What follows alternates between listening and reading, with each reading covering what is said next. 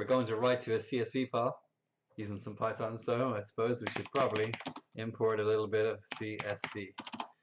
We're going to open a file, the file.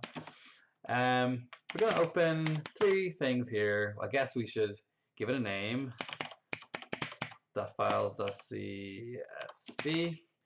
And we're going to say we're going to open it in W for write mode, and also put in this new line equals that just it stops you skipping a line. It's kind of a weird bug. Now we are going to be using from CSV. We're going to be using the writer. So csv.writer. We're going to be using that on the file F. Beautiful name for a file F. I actually don't want to keep writing this every time. Can I just call this like C? I don't. It doesn't really matter. You can call it a lol if you want. I just want to not have to write this again and again every time I write a line.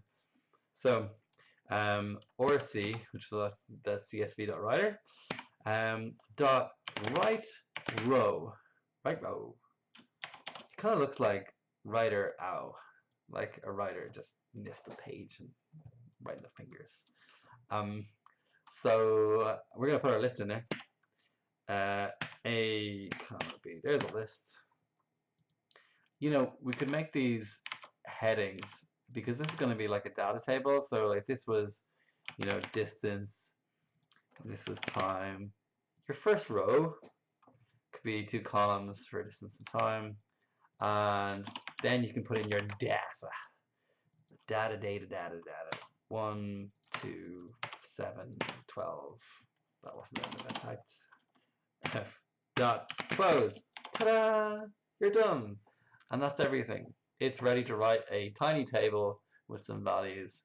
Let's give it a shot. Press play and open it up, and bam, there is our data.